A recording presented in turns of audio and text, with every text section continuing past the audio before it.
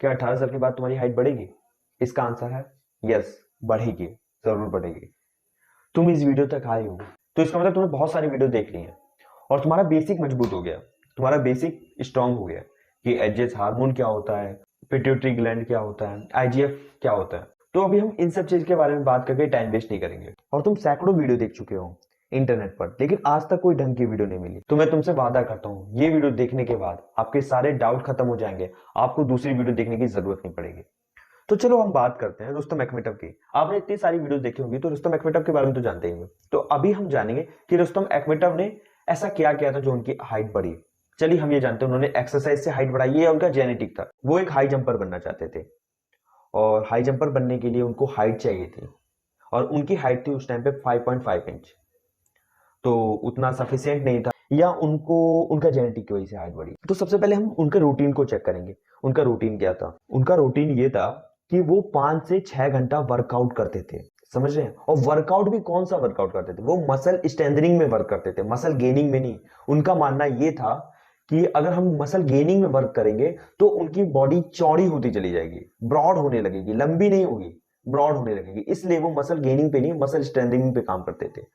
और जिसमें कि 5-6 घंटे में से सबसे ज्यादा वो स्ट्रेचिंग करते थे।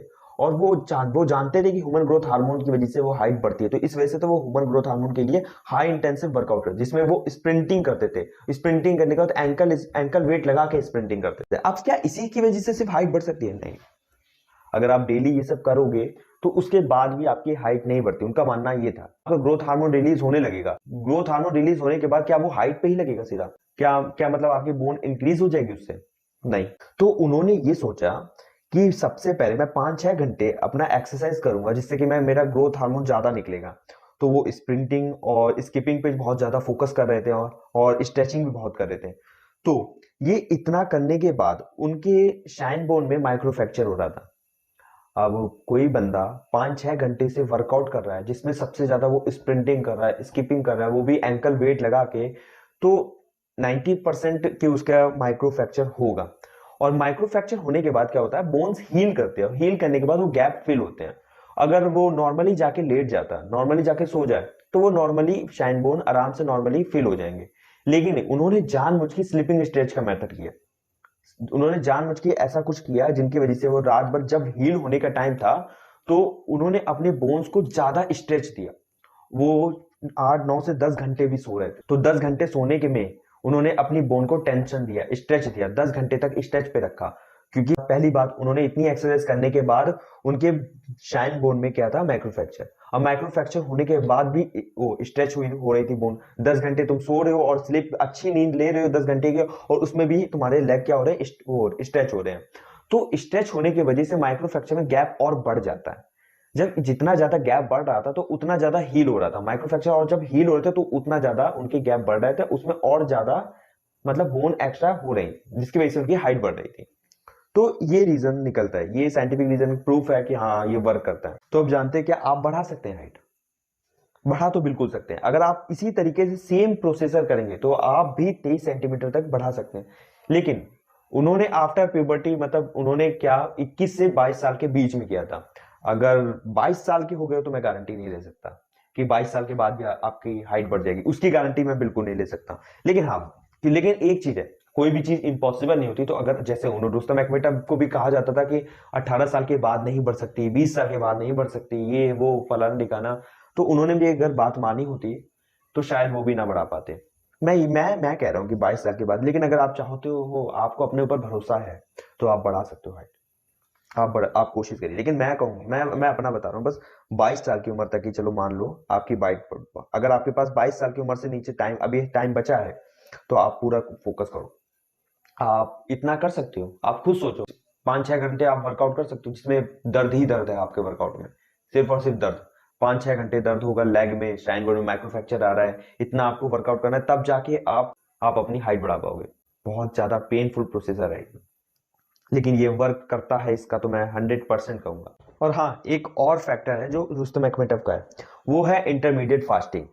तो बात यह है, फास्टिंग करने से आपका ग्रोथ हार्मोन्स 2000% तक प्लस रहता है, 2000% तक इंक्रीज रहता है। तो क्या वो फॉलो करते होंगे? मुझे नहीं पता उनको ये चीज के बारे में पता हो उस टाइम पे या ना हो फास्टिंग के बारे में, लेकिन 5-6 घंटे वो अपना वर्कआउट करते थे जिसमें कि वो सिर्फ और सिर्फ अपना हाइड्रेशन पे फोकस करते होंगे। तो 5-6 घंटे तो आप भूल जाओ, वो हाई इंटेंसिव वर्कआउट कर रहे हैं और उसमें उनका पेट खाली ही रहेगा, तो वो उस टाइम पे फास्टिंग रहेगी, 5-6 घंटा उनका फास्टिंग रहा होगा। तो अब वो फास्टिंग पे भी, अब उनको उस टाइम पे पता हो या ना हो मुझे नहीं पता कि फास्टिंग से इंक्रीज होती है हाइट, फास्टिंग से ह्यूमन ग्रोथ हार्मोन ज्यादा इंक्रीज होता है, ज्यादा रिलीज होता है। तो उस टाइम पे उनको ये सब बातें पता हो या ना पता हो मुझे नहीं पता, लेकिन वो इनडायरेक्टली वो फॉलो कर रहे थे क्योंकि वो 5-6 घंटे वर्कआउट कर रहे, तो 5-6 घंटे में वो कुछ भी नहीं खा रहे हैं।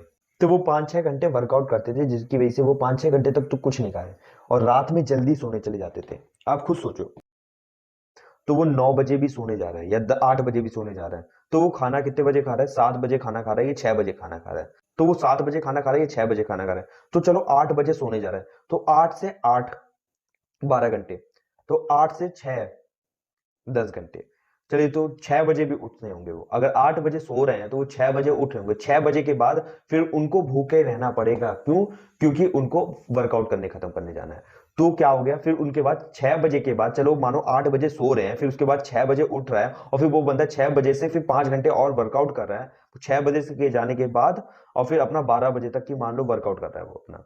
तो अब खुद देख लो, आप इस टाइम पीरियड का बीच का गैप देख लो, कितना गैप है। तो इस दौरान उनकी फास्टिंग हो रही थी। अब इस दौरान फास्टिंग होने की वजह से भी उनका ग्रोथ हार्मोन इंक्रीज हो रहा था 2000%, और माइक्रो फ्रैक्चर भी हो रहा था, और रात में वो स्लीपिंग स्ट्रेच मेथड भी यूज कर रहे थे।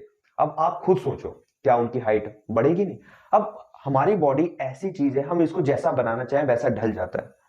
तो आप खुद सोचो, जो बंदा इनडायरेक्टली 16-16 घंटे की फास्टिंग ले रहा है अपने आप, उसको नहीं पता, ठीक है, वो 5-6 घंटे हाई इंटेंसिव वर्कआउट कर रहा है और वो सब कुछ फॉलो कर रहा है, तो उसकी 23 सेंटीमीटर बढ़ना था। आप खुद सोचो, इतना मेहनत कर रहा है और साइंटिफिक तरीके से बिल्कुल। अब मुझे नहीं पता उसको ये उस टाइम पे पता था कि नहीं पता था कि ये बिल्कुल अच्छा तरीका है, लेकिन उसको जो एक सेंस के दौरान उसने अपने सेंस का यूज करके सोचा कि हम अपने आप को स्ट्रेच देंगे और ये सब इतने वर्कआउट करेंगे, तो उसको, मुझे नहीं पता उसको उस टाइम पे पता या नहीं पता, मेरे ख्याल से बहुत पता होगा। मैंने उतना रुस्तम एकमेटव के बारे में नहीं पढ़ा, बस मैंने ये देखा उसका वर्कआउट और उसका साइंटिफिक रीजन देखा, मुझको बहुत अच्छा साइंटिफिक रीजन लगा, बहुत अच्छा तरीका है हाइट बढ़ाने का। सिंपल से इतना कहूंगा कि आप रुस्तम एकमेटव का ये प्रोसीजर फॉलो करो, आपकी हाइट जरूर बढ़ेगी। आप अपना प्रॉपर डाइट बनाओ जिसमें कि आप फास्ट फूड बिल्कुल बंद कर दो और सिर्फ मैं कहूंगा सी फूड खाने पर फोकस करो। सी फूड खाओ जिसमें हाई प्रोटीन होता है, और अच्छी चीजें खाओ, दूध पियो, सब कुछ करो। और 5-6 घंटे अगर आप चाहो, अगर आप कर सकते हो 5-6 घंटे वर्कआउट, तो 5-6 घंटे वर्कआउट करो और 16 घंटे की फास्टिंग कर सकते हो, 16 घंटे की फास्टिंग करो। और माइक्रो फ्रैक्चर के साथ अगर स्लीपिंग स्ट्रेच मेथड यूज कर सकते हो तो आप वो भी करो, डेफिनेटली आपको कुछ ना कुछ तो रिजल्ट मिलेगा। मैं 23 सेंटीमीटर तो नहीं कह सकता कि आप उतना इंक्रीज कर पाओ या ना कर पाओ, शायद आप कर भी लो, लेकिन आपको इतना कहूंगा कुछ इंचेस का आपको फर्क दिखेगा। आप अपने इनसिक्योरिटी को तो खत्म कर पाओगे, लेकिन कहा जाता है कि 22 साल के बाद भी आप हाइट बढ़ा सकते हो। कैसे बढ़ा सकते हो? आप अपनी स्पाइन से बढ़ा सकते हो। अब मुझे इसके ऊपर ज्यादा मैंने पता नहीं किया स्पाइन के ऊपर, लेकिन कहते हैं कि स्पाइन की जो ग्रोथ प्लेट्स होती है वो 28 साल की उम्र के बाद फ्यूज्ड होती है। तो आप 28 साल की उम्र तक ही आप अपनी हाइट बढ़ा सकते हो। और अगर आपको कोई भी डाउट हो तो कमेंट पे प्लीज मुझसे बात करें, कमेंट में मुझे बताएं, और मैं अपनी पूरी जान लगा के उसके ऊपर रिसर्च करूंगा और आपका कमेंट का जरूर जवाब दूंगा। मैं हर एक कमेंट का जवाब दूंगा, पक्का, मैं प्रॉमिस करता हूँ, हर एक कमेंट का जवाब दूंगा। अगर मैं किसी कमेंट का जवाब ना दे पाऊं तो आप मेरे चैनल को अनसब्सक्राइब कर दीजिएगा।